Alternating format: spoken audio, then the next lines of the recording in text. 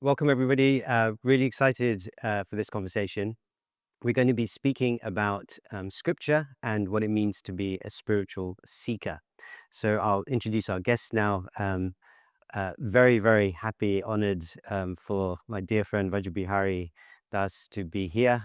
Vajrabihari, I've known you for something like 10 years, but you've been a monk in the Father Gopinath temple in Chowpatty, India, for close to 27 years, something like that. Vajrabihari is an accomplished author. A couple of his books that we have here. There's also a third book which we don't have here, which is called Cricket in the Monastery, but that's, I think, a discussion for another time. So thank you so much for being here. Thank you, Arvind. Um, we've also got Dr. Anupma Parihar, who is a GP, but also features on Radio 2's Pause for the Day. So, yeah, really happy for you to be here. And Mira Agarwal, who's our head of philosophy, religion, and ethics at Avanti House Secondary School. Okay, so let's jump right in. And I think if you could start us off, Rajabihari, in terms of the concept of a spiritual seeker, like it seems to be becoming popular once again, this notion of being a spiritual seeker. Could you give us a flavor of what you feel that means? Like, what does that term actually refer to? What does it mean to be a spiritual seeker? Yeah, because it can be a little bit ambiguous, and obviously it can mean different things to different people. So So, spiritual seeker is basically a willingness to go beyond matter. For example, this is all physical reality. Physical reality is any reality that can be perceived by our senses. And also, it's physical reality when it has a beginning and an end. Like, for yeah, example, this glass, this didn't exist some time ago. It won't exist. It will be just the five elements once very soon. yeah, So, by this logic, even the Himalayan mountains and the greatest oceans could dry up. yeah, So, they all are part of the physical reality. yeah, So, this body is also part of the physical reality. yeah, So, something has a beginning and an end. That's physical. yeah. A spiritual seeker is someone who is seeking a metaphysical reality, a reality which has no beginning and no end. I know this sounds vague, but if you pause, you can sense that there is something that doesn't change when everything is changing. Like, for example, have you been to a mountain top or an ocean or a forest and you felt suddenly very peaceful? Have you felt that? So no, I will feel that because there is something within us which has also been there for a long, long time. Mm-hmm. So there's a banyan tree near our monastery in Mumbai, and I go and sit under that banyan tree. Apparently, it's 500 years old. That's what the caretaker of the garden tells me. So when I sit there, sometimes I feel, this tree is my friend, and suddenly I can connect to a reality beyond this body.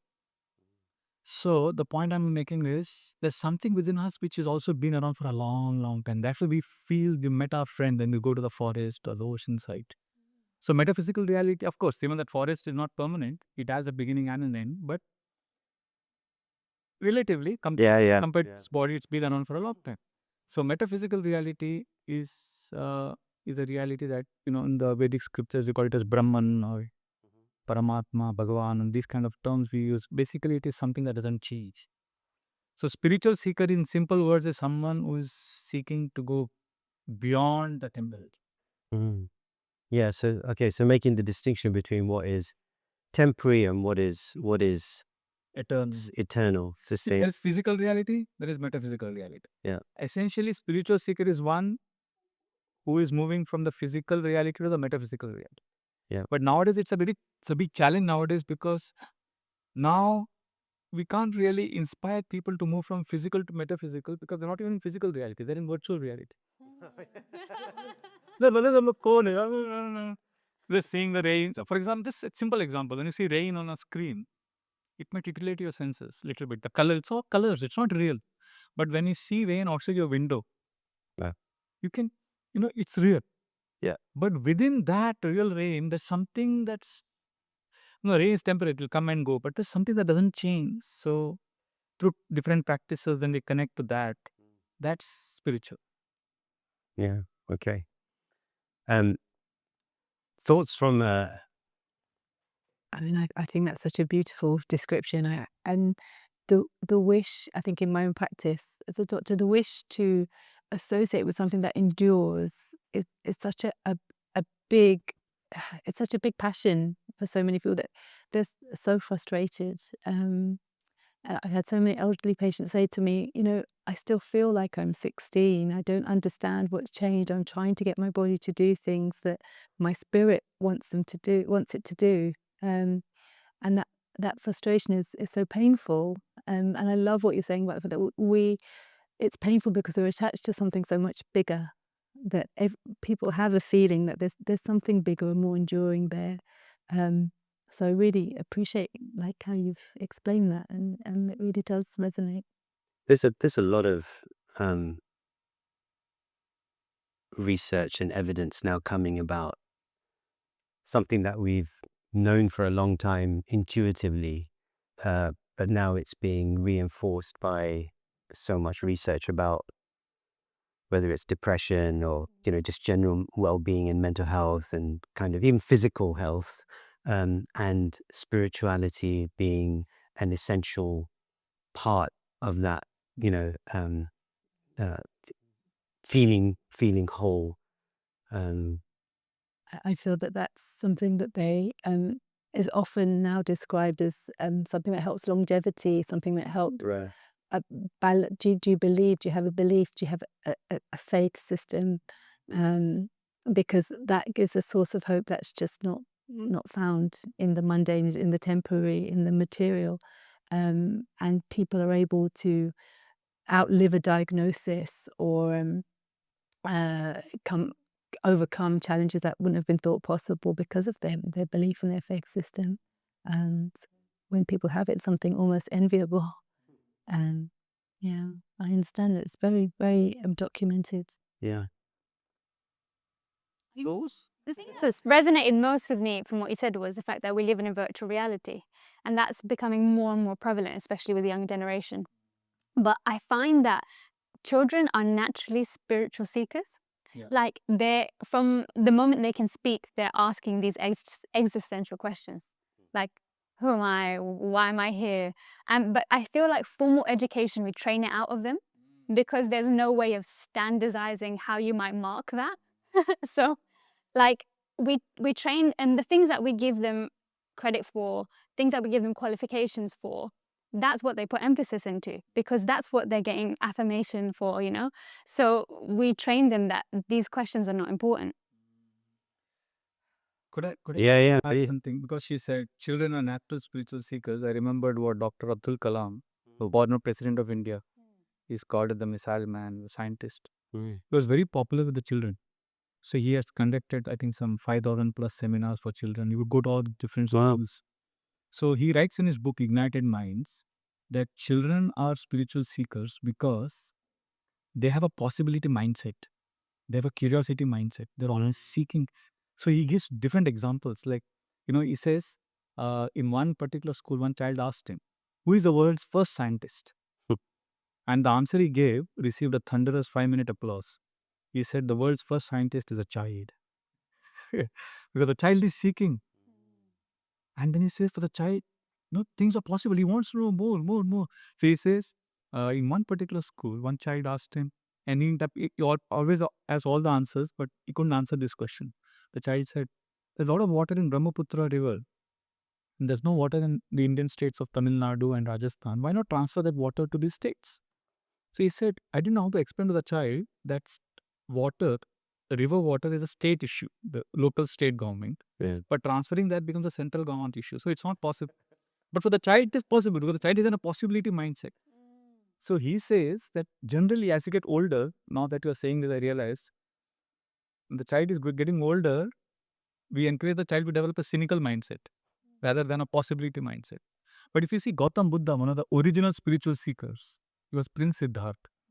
And he went out, he started asking questions, what is birth? What is death?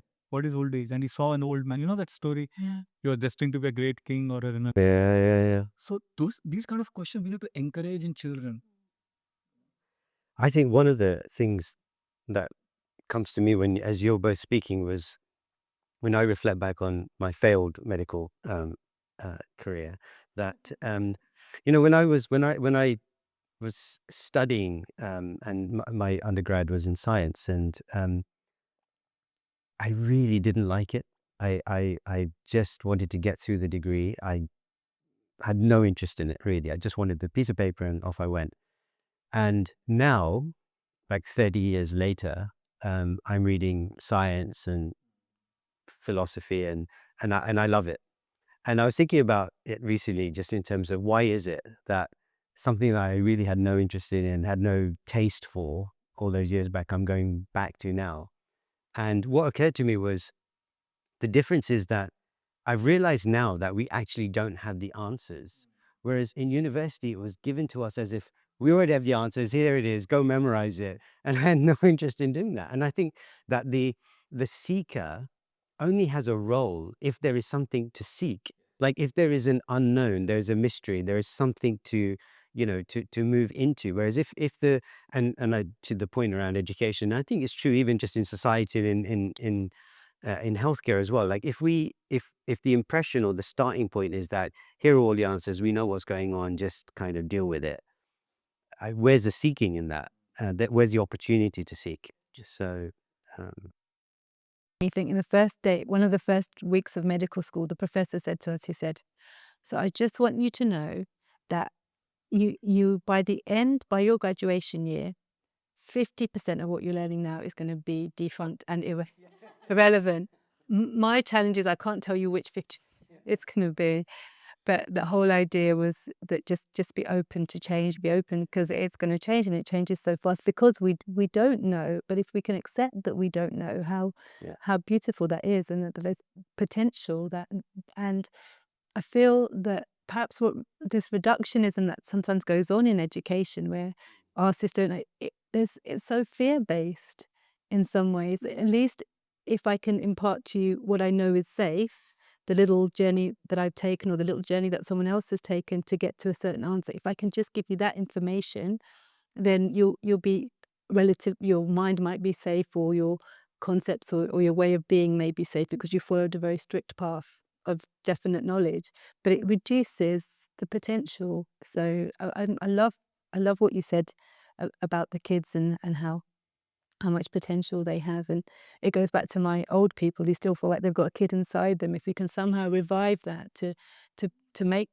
us all slightly better scientists, and then Yeah. the interest remains as well. So I want to come back to a point that Mira, you made about the fact that we can't test, or we don't test at least, and this idea that it can be, if left alone, that the notion of spiritual seeking can be so ambiguous that it might be difficult to actually engage with. Like, what is it that we're talking about? How do I define it? How do I engage with it? How do I know it's even working? So like, what's going on inside me, and how would I appreciate that I am actually on a spiritual path and it's not just me out with the fairies, like that. So any reflections on that? Okay, so you're asking if there is a yardstick to measure our spiritual. Yeah, okay, yeah. So yeah. Maybe that's. Okay, now see, there is physical. Physical is like gross senses. Mhm. We can uh, we can explain our sensual experiences. Like if you're having a pizza party, if you enjoy some nice food, so these senses can experience, and you can explain it in words. So then that little higher, or I won't say higher, but little subtler, is the emotional experiences, which constitutes a mind, intelligence, ego, the nexus. So that's little subtle, but still we can, with awareness practices, Mhm. we can separate ourselves from our emotions and we can explain them to a certain extent. Mhm. Now, the challenge comes in the spiritual experiences because it's not sensual, it's not emotional. So it's more subtler than emotional. So it has to be ineffable. You cannot describe it in words by definition. It has to be something, it's a sense of knowing beyond knowing. In the sense, uh, you can't you can't s- you can't just put it in words. If you could, then that means you're still in the world of mind, intelligence, and ego. It's a sense of deep contentment, a self-assuredness, not in an egoistic sense. It's basically the nectar of insignificance. It's like you feel you're utterly insignificant in this giant cosmos. At the same time, you feel a deep sense of belongingness and love. Mm. I don't know if I'm able to express it coherently, but it's a feeling of, it's like a child in the arms of a mother. It's a sense of security, a home state. I call it a home state. Mm. Shelter, sense of belongingness. You feel safe. You come home.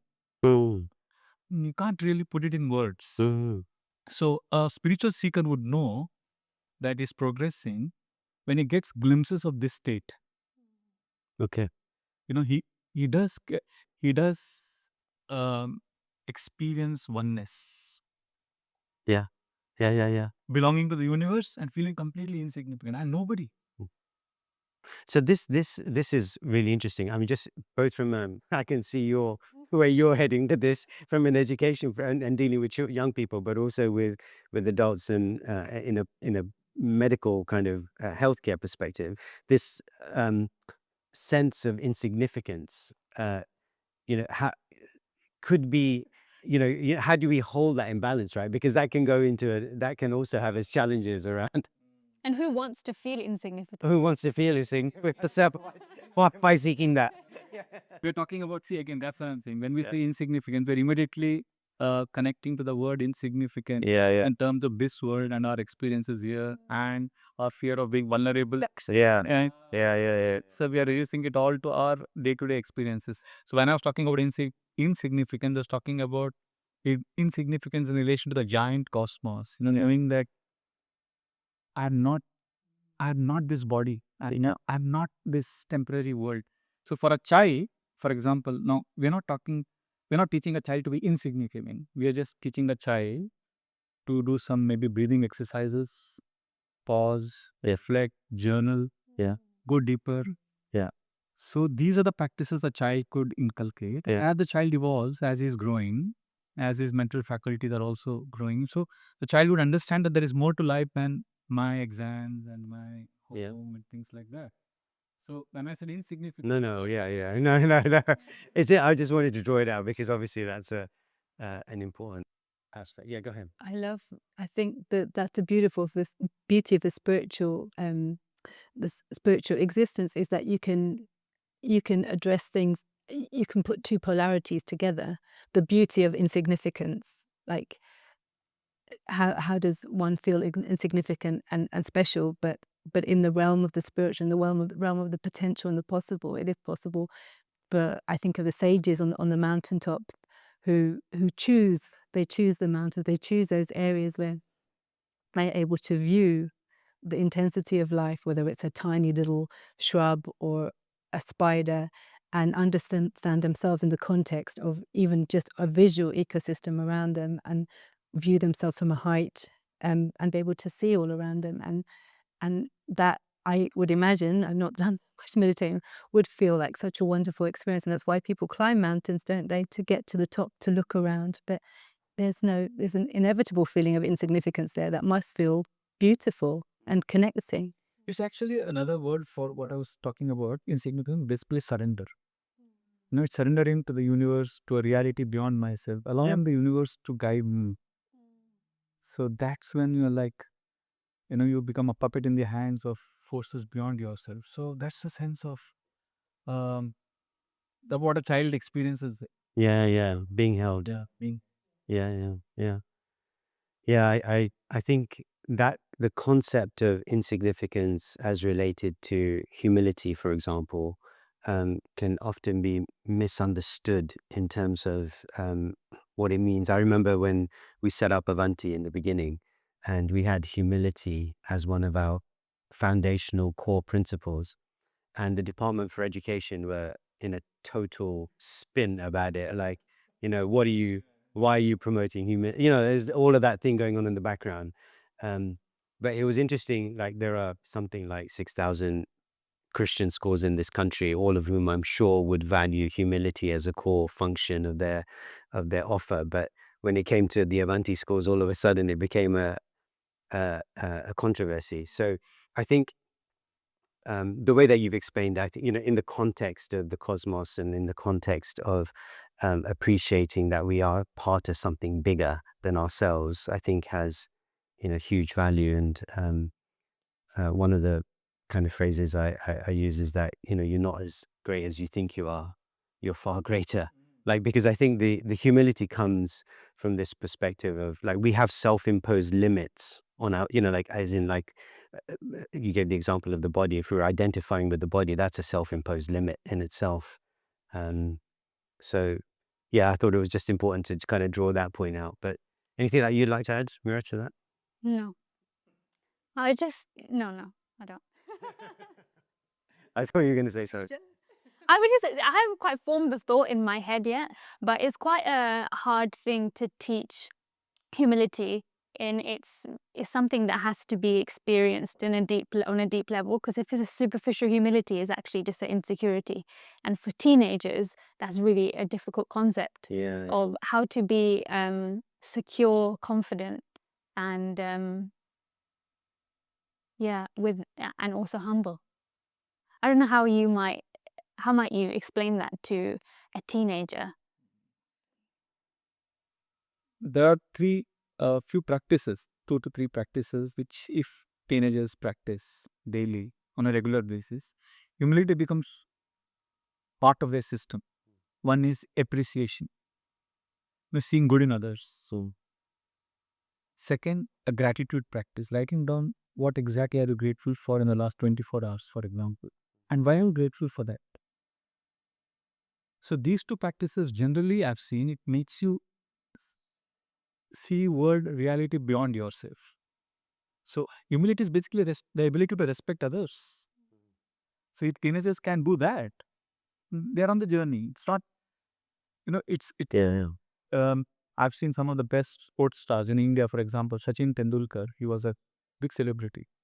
So he may not have been a spiritualist, but humility was very integral to him, because when he was appreciated for his great batting, he would be very modest. He would say, "Yeah, I think we all did well."